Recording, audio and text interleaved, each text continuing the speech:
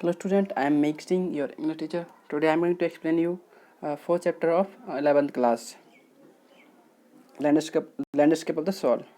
और इसका ना एक आर्टिकल है, वो तो चैप्टर खत्म हो गया आपका, ये चैप्टर तो खत्म हो गया, लेकिन इसके पीछे एक आर्टिकल दे रखा है जो कि बृंदा सूरी ने लिखा था। ये आर्टिकल आपको दिखा दूँ मैं।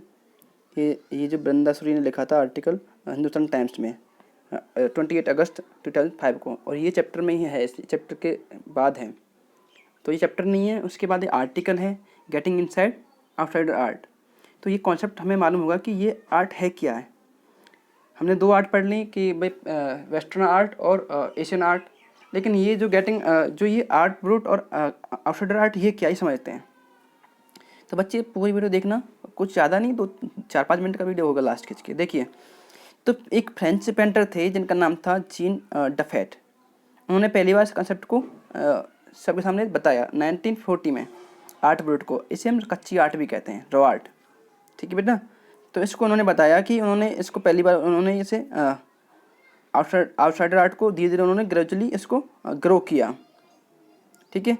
तो इसके बाद क्या हुआ कि उन्होंने इसको बताया कि इसमें कोई फॉर्मल ट्रेनिंग नहीं लेनी पड़ती और इसमें कोई भी वो नहीं है। ये आर्ट अपने आप ही ऐसे ही, मान लो ये कोई ऐसी आर्ट नहीं कि इसके लिए हम फॉर्मल ट्रेनिंग लेनी है, कुछ भी कोई नहीं लेनी पड़ती है। और जो फिर हमारे जो डफेट हैं, उन्होंने फिर ये बाद में ये कंसेप्ट दिया कि भाई ये जो आर्ट है ना, जो फालतू का जो मटेरियल है उससे बनती है। जैसे किसी का गार्बेज, जैसे मान लो कि आपका बाइक टूटी हुई, जो भी आपका फालतू का सामान है घर में होता है ना, उससे बनती है ये। उससे नए नए सामान बनाते हैं, उसे कहते हैं आर्ट ब्रूट या आउटसाइडर आर्ट या फिर ठीक है। तो उस टाइम पर जब हमारे जो ये डफेट थे ये सब कुछ कर रहे थे अपने यहाँ पे, तो उसी टाइम क्या था हमारे इंडिया में, क्या था, एक इंडियन एक ओल्ड मैन था जो कि पैराडाइज क्रिएट कर रहा था। लगभग वो 80 ईयर्स का था, और वो भी क्या कर रहा था, जंगल को काट के अपने लिए गार्डन बना रहा था, गार्डन बगीचा बना रहा था। उसमें कुछ मूर्तियाँ बनाई स्टोन की और कुछ रिसाइकल मटेरियल की, जो फालतू का मटेरियल होता है ना, बेकार होता है, उससे उससे उससे यूज करके कुछ मूर्तियाँ बनाई। और बाद में ना पूरे वर्ल्ड ने उसे जाना कि ये रॉक गार्डन है, चंडीगढ़ में है। जो आप कभी चंडीगढ़ जाएँ तो आप देखना, रॉक गार्डन फेमस है चंडीगढ़ में, जो कि नेकचंद नाम के पेंटर थे, उन्होंने इसे बनाया, जो कि 80 ईयर के थे उस टाइम पे। अब देखिए कि इस उम्र में भी लोग कितना कुछ कर सकते हैं। तो जब 80 ईयर के थे इसके कैरेक्टर नेकचंद, उन्होंने इसको बनाया। अब देखिए ये ना, ये आपका ये रॉक गार्डन है, इसमें ऐसी मूर्तियाँ हैं और काफ़ी प्लांट्स भी हैं। तो जो इंडिया का जो बिगेस्ट कंट्रीब्यूशन है इस आर्ट में, इस रॉ आर्ट में, इस आउटर आर्ट में, और जो मैगजीन थी, एक यूके बेस्ड मैगजीन थी, उसमें भी जो इसके बारे में पब्लिश हुआ, इसके बारे में नेकचंद की जो ये रॉक गार्डन उसको भी उसमें दिखाया गया था। उसका नाम दिया था वुमेन बाय द वाटरफॉल। तो एक मैगजीन में इनके बारे में लिखा था, मैगजीन ने किसी ने जो यूके बेस्ड मैगजीन थी उसने लिखा था the women by the waterfall. इसमें बहुत सारी जो स्कल्पचर्स हैं, मूर्तियाँ हैं वुमेन्स की इस गार्डन में। अब ये क्या है, ये जो आर्ट ब्रूट या फिर रॉ आर्ट या फिर आउटसाइड आर्ट क्या है ये, ठीक है।